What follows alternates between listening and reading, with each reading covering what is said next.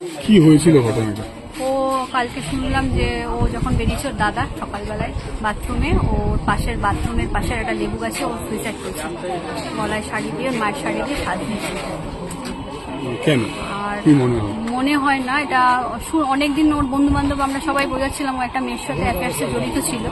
আর মেয়েটি ও দীর্ঘদিন ধরে ওর কাছ থেকে প্রেশারাইজ করে টাকা পয়সা নিত, বিভিন্ন জিনিসপত্র নিত, ঠিক আছে, ওকে নিয়ে ঘুরতে যেত।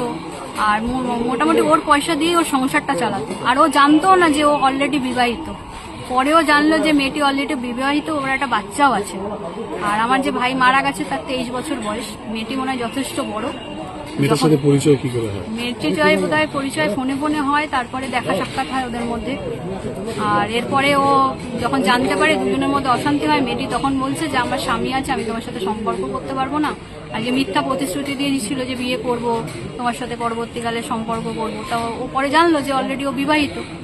তো এইভাবে অনেক মেয়ে অনেক ছেলেদের জীবন নষ্ট করে, শুধুমাত্র ছেলেরাও খারাপ হয় না, অনেক মেয়েরাও খারাপ হয়। তো এটা আমি দেখলাম আজকে বাস্তবে, এরকম একটা মেয়ে যে আর বিবাহিত সন্তান সত্ত্বেও একটি মেয়ের ছেলের জীবন পুরো নষ্ট করলো, তার টাকা পয়সা খেলো, ছেড়ে দিল। আজকে ছেলেটি বাধ্য হলো সুইসাইড করতে। এটা নিয়ে অশান্তি চলছিল? একদম তাই। সম্পর্ক কতদিন ছিল? সম্পর্ক ওই প্রায় 1 বছরের কাছাকাছি। ও জানতে পারে কবে যে মেয়েটি বিবাহিত?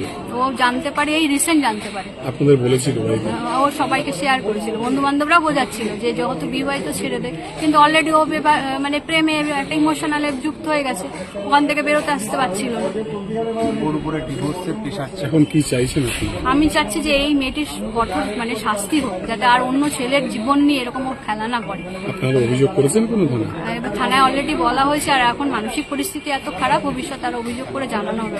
পুলিশে অভিযোগ করবেন? হ্যাঁ, অবশ্যই। ছেলেটি কি করতো? ছেলেটি রিসেন্ট একটি এইচডিএফসি ব্যাংকে মোটামুটি একটা কাজ করতো। ব্যাংকে এখনো ও সেইভাবে কোনো সেই রকম পোস্টে না, নর্মাল পোস্টে একটা জব। কোথায় বাড়ি?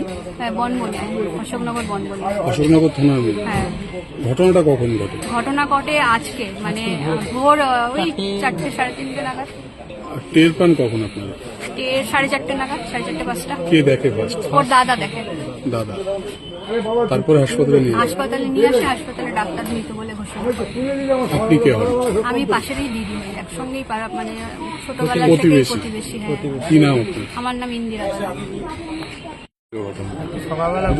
সকালবেলা ঘুম থেকে উঠেছিলাম, তখন দেখি লেবু গাছে গলায় দড়ি দিয়ে ঝুলে রয়েছে। কবে? আজকে সকালে? আজকে ভোরবেলা। বাড়িতে কোনো অশান্তি বা কিছু হয়েছে?